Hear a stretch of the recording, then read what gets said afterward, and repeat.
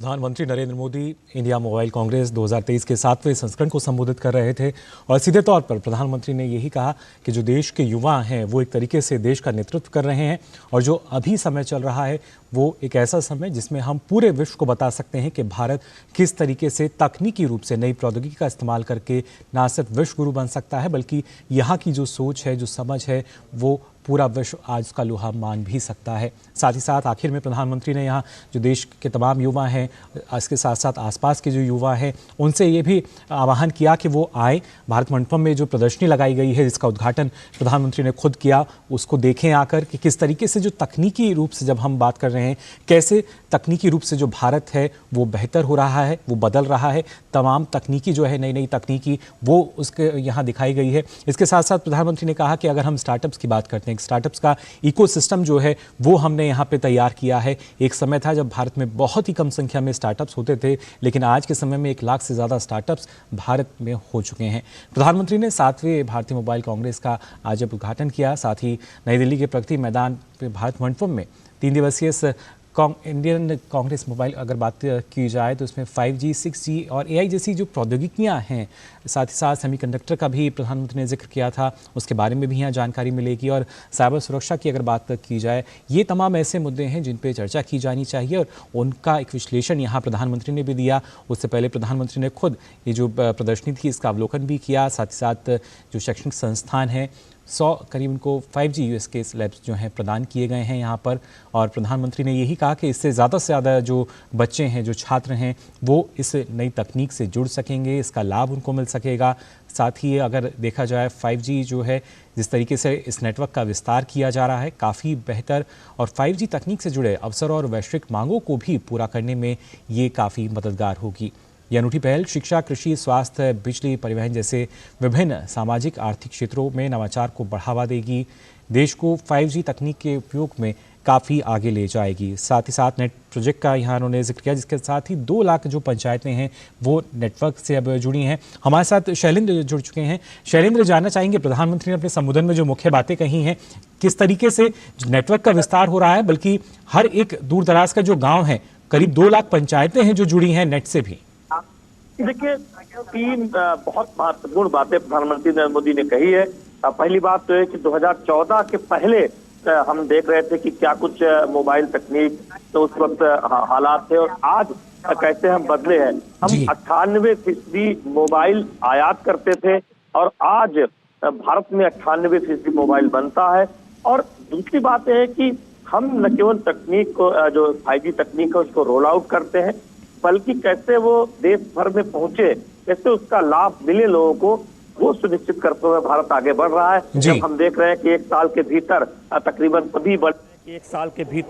तकरीबन सभी बड़े शहरों में 5G कनेक्टिविटी रोल आउट हो गई है और कैसे भविष्य में हम टेक्नोलॉजी के विनिर्माण में, यानी मोबाइल तकनीक हो, 5G तकनीक हो या फिर जो तमाम तकनीक है उसके हार्डवेयर में किस तरह से आगे बढ़ सकते हैं, ये बहुत जरूरी है और उस पर काम हो रहा है। क्योंकि हम जानते हैं कि स्टार्टअप इकोसिस्टम की बात करें, 2014 से पहले महज कुछ 100 स्टार्टअप थे, आज 1 लाख स्टार्टअप इकोसिस्टम है, स्टार्टअप कंपनियां हैं। तो ये दिखाता है कि हमने बहुत प्रगति की है, लेकिन महत्वपूर्ण ये है कि हम उसे कैसे आगे ले जाएं और दुनिया के सामने जो चुनौतियां हैं उससे निपटने में भारत की तकनीक काम करे। और यही वजह प्रधानमंत्री ने इस बात का जिक्र किया कि जब आप साइबर सिक्योरिटी की बात करते हैं तो ये सुनिश्चित करना भी जरूरी है कि उससे जुड़ा जो हार्डवेयर है वो पूरा हार्डवेयर चेन भारत में बने। और आज हम जानते हैं कि दुनिया की तमाम कंपनियां भारत में न केवल निवेश कर रही हैं बल्कि भारत में उत्पादन कर रही हैं। एप्पल भारत में स्टोर खोल चुका है और गूगल ने पिक्सल मोबाइल बनाने की बात कही है, उसके लिए भारत में विनिर्माण करने की बात कही है। तो निश्चित तौर पर हम विनिर्माण के क्षेत्र में आगे बढ़ रहे हैं। ये तभी हो सकता है जब हम स्वदेशी तकनीक पर आगे बढ़े और दुनिया भर की कंपनियां ही नहीं, भारत की कंपनियां ग्लोबल स्तर पर जो चुनौतियां हैं उससे निपटने में आगे आए। तो निश्चित तौर पर हमने देखा कि रिसर्च और इनोवेशन में बहुत काम हुआ है और प्रधानमंत्री ने उस बात का जिक्र भी किया कि किस तरह से हम आगे बढ़े हैं 2014 के बाद, न केवल मोबाइल के निर्माण में बल्कि 5G रोल आउट में हमने किस तरह से आगे बढ़े हैं, 6G की जो हम बात कर रहे हैं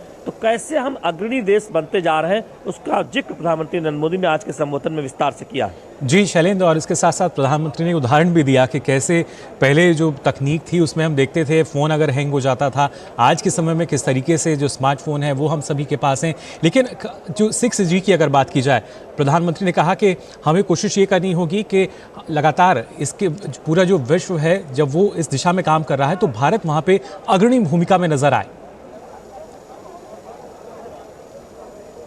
ये देखिए, तीन बातें बहुत महत्वपूर्ण हैं। पहली बात तो यह है कि हमारे देश में ये प्रयास हो कि हम नई नई स्वदेशी तकनीक विकसित करें, टेक्नोलॉजी विकसित करें और वो तकनीक जनता तक पहुंचे, ये सुनिश्चित किया जाए। क्योंकि हमने देखा है कि डिजिटल इंफ्रास्ट्रक्चर में भारत ने जो काम किया है, कैसे उससे लोगों का जीवन बदला है। जब कोई तकनीक, इंटरनेट की स्पीड अधिक होती है, प्रधानमंत्री ने इस बात का जिक्र भी किया, तो कैसे किसान को फायदा होता है, कैसे किसी छात्र को फायदा होता है, वो कैसे लोगों के जीवन को आसान बनाए, ये सुनिश्चित करना बहुत जरूरी है। और इसीलिए तकनीक के डेमोक्रेटाइजेशन की बात होती है, यानी हर व्यक्ति तक वो पहुंच हो, हर व्यक्ति तक उसका लाभ मिले, और यही एक सामाजिक न्याय है। प्रधानमंत्री नरेंद्र मोदी ने इस बात का जिक्र भी किया। यही एक तरह से ये सुनिश्चित किया जाता है कि जो लाभ है वो सभी तक पहुंचे। अवसर तो सभी तक पहुंच ही रहा है, हम जानते हैं कि उस पर एक काम हो रहा है। और जब युवा जुड़ता है किसी तकनीक के साथ तो उस क्षेत्र में विकास की संभावनाएं बढ़ती हैं। प्रधानमंत्री ने उस बात का बहुत प्रमुखता से जिक्र किया। तो निश्चित तौर पर हम देख रहे हैं कि तकनीक में भारत न केवल विकास कर रहा है, बल्कि स्वदेशी तकनीक के जरिए दुनिया की चुनौतियां एक तरह से उसका हल निकालने में हम सामने आए। और कैसे ड्रोन टेक्नोलॉजी का इस्तेमाल हो रहा है एग्रीकल्चर में और तमाम क्षेत्रों में, उस बात का तो हम जिक्र कर ही रहे हैं। इसके साथ ही साथ नई तकनीक कैसे लोगों तक पहुंच रही है वो भी हम देख रहे हैं। तो ये बहुत महत्वपूर्ण है कि भारत में स्वदेशी तकनीक विकसित हो, उसके लिए एक इकोसिस्टम बना है, सरकार के समर्थन की जरूरत होती है। और उस बात का प्रधानमंत्री ने जिक्र भी किया हल्के फुल्के अंदाज में कि 2014 से पहले जो आउटडेटेड मोबाइल थे, कितनी बार स्वाइप करो, कितनी बार उसको दोबारा ऑन करो, लेकिन वो हैंग होता रहता था 2014 के पहले की सरकार की तरह। तो एक तरह से कटाक्ष भी किया पुरानी सरकारों पर हल्के फुल्के अंदाज में प्रधानमंत्री नरेंद्र मोदी ने। जी बिल्कुल, फिलहाल बहुत बहुत शुक्रिया शैलेंद्र तमाम इस जानकारी के लिए। तो प्रधानमंत्री नरेंद्र मोदी IMC 2023 को संबोधित कर रहे थे और जो उनकी मुख्य बातें वो यहाँ पर शैलेंद्र ने हमारे साथ साझा की। लगातार आपने जाना कि किस तरीके से प्रयास किया जा रहा है कि तकनीकी रूप से और बेहतर हम हो सकें। फिलहाल बुलेटिन में हम रुक रहे हैं एक छोटे से ब्रेक के लिए। साल, बरस और सदी नहीं, एक युग गुजर जाएगा। उम्र न पूछो वंडर की, जब फर्क नजर आएगा। वंडर सीमेंट, फर्क नजर आएगा। थिंक IIT, थिंक विद्या मंदिर, थिंक IIT, थिंक विद्या मंदिर, थिंक IIT, थिंक विद्या मंदिर। माँ, ये खीर किसके लिए? आज तेरे दादाजी का जन्मदिन है, उनके लिए। तो मैं दादाजी को क्या दूँ? अपना मोबाइल फोन देना। ये क्या कर रही है? दादाजी के लिए आयुष्मान कार्ड बना रही हूँ। घर बैठे? हाँ। आयुष्मान ऐप पर जाकर अपना या परिवार के सदस्य का नाम लाभार्थी सूची में ढूंढें, आधार, OTP या फेस ऑथ द्वारा ऑथेंटिकेट करें, डिटेल्स भरें, अब मोबाइल से फोटो खींचकर अपलोड करें। दादाजी, ये लीजिए अपना आयुष्मान कार्ड। ये उपहार तो जीवन भर काम आएगा। और एक प्रकार से PM जय अब गरीबों की जय बन गई है। 5 लाख तक के मुफ्त उपचार की गारंटी, स्वास्थ्य का वरदान आयुष्मान।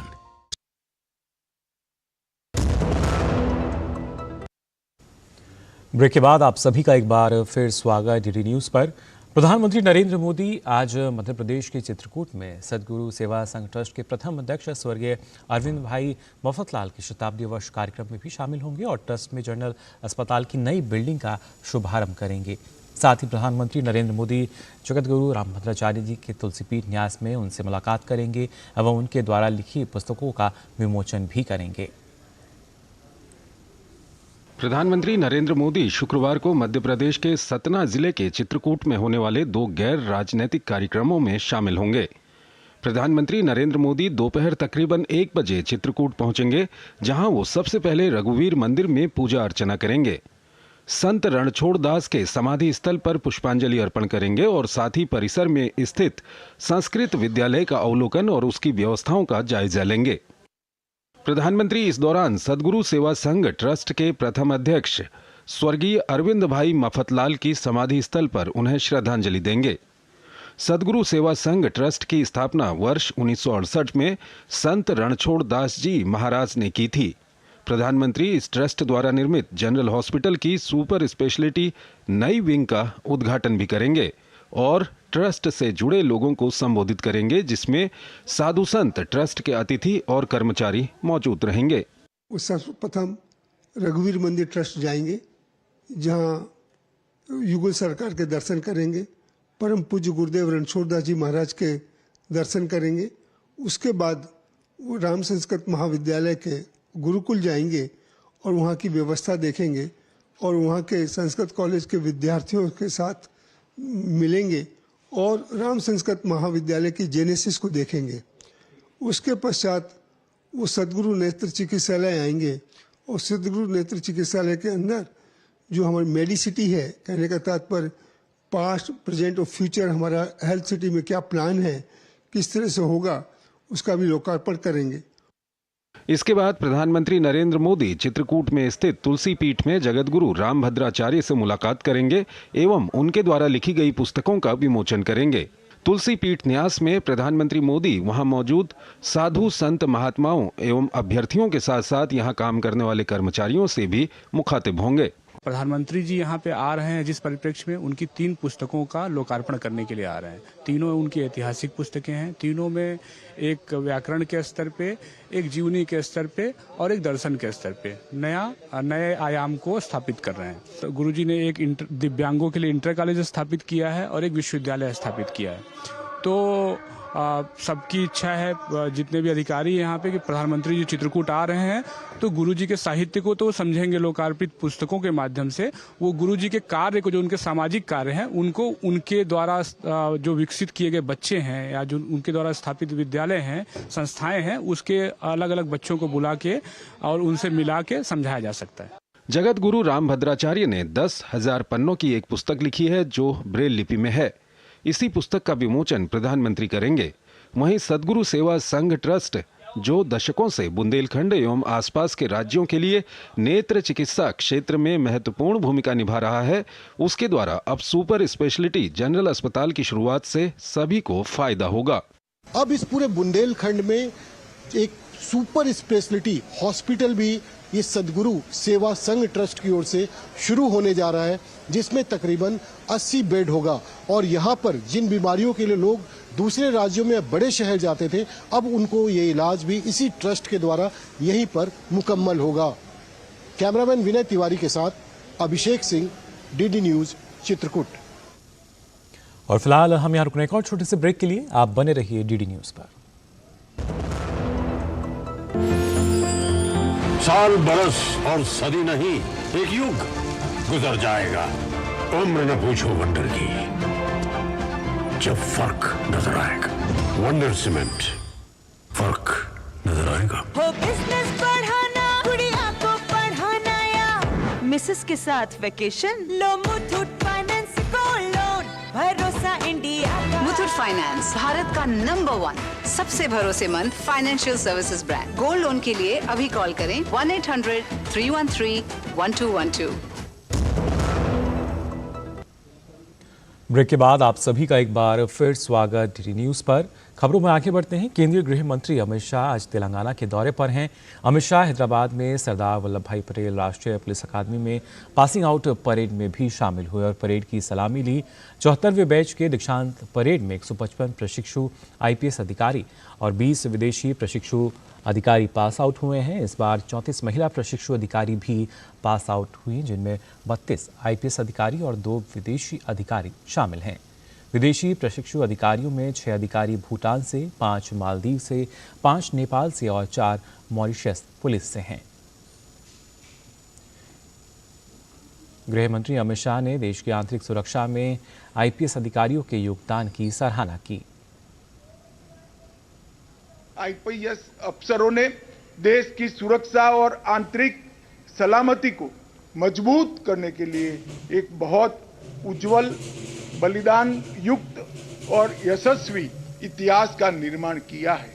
मेरे सामने जो प्रशिक्षु खड़े हैं, उन लोगों की ये जिम्मेदारी है कि 75वें बैच ये इतिहास को आगे ले जाए और उसमें अनेक नए स्वर्णिम पृष्ठ जोड़े।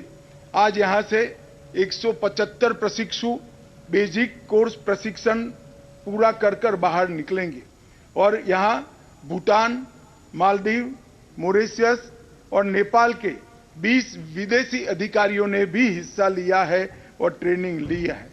मेरे लिए आनंद का विषय है 175 प्रशिक्षु अधिकारियों में 34 महिला अधिकारी भी इसका हिस्सा बने हैं। गृह मंत्री अमित शाह ने कहा कि अगले 25 साल इस देश के लिए संकल्प को सिद्धि में बदलने का समय है। साथ ही उन्होंने कहा कि ये 25 साल हर क्षेत्र में देश को दुनिया में प्रथम बनाने के संकल्प लेने का भी समय है। अमृत काल के लिए हमारे प्रधानमंत्री मोदी जी ने देश की 130 करोड़ की जनता का आह्वान किया है कि अमृत काल संकल्प लेने का समय है और संकल्प को सिद्धि में परिवर्तित करने का समय है। ये 25 साल इस देश के लिए संकल्प को सिद्धि में परिवर्तित करने के लिए है। ये 25 साल ये देश को हर क्षेत्र में दुनिया में सर्वप्रथम बनाने के लिए है। ये 25 साल देश को दुनिया में अपने उचित और गौरवपूर्ण स्थान पर प्रस्थापित करने के 25 साल है, जिसमें राष्ट्र संपूर्ण विकसित देश तो बनेगा ही बनेगा, परंतु दुनिया का हर क्षेत्र में नेतृत्व भी करेगा। उसमें देश की आंतरिक सलामती, सरहदों की सुरक्षा और कानून और व्यवस्था की परिस्थिति को संभालने का नेतृत्व आप लोगों को करना है। तो खबरों का सिलसिला आगे भी जारी रहेगा, लेकिन फिलहाल आपको एक छोटे से ब्रेक के लिए। अर्जुन, एग्जाम्स में you made us really proud. अब आगे क्या सोचा है? पापा, मैंने IIT जाना है और इंजीनियर बनना है। थिंक IIT, थिंक विद्या मंदिर। साल, बरस और सदी नहीं, एक युग गुजर जाएगा। उम्र न पूछो वंडर की, जब फर्क नजर आएगा। वंडर सीमेंट, फर्क नजर आएगा। ब्रेक के बाद आप सभी का एक बार फिर स्वागत डीडी न्यूज़ पर। मेरी माटी मेरा देश अभियान के तहत देश भर में विभिन्न कार्यक्रमों का आयोजन हो रहा है। इसी कड़ी में असम के मुख्यमंत्री डॉक्टर हिमंता बिस्वा शर्मा ने आज गुवाहाटी रेलवे स्टेशन पर अमृत कलश यात्रा ट्रेन को हरी झंडी दिखाकर रवाना किया।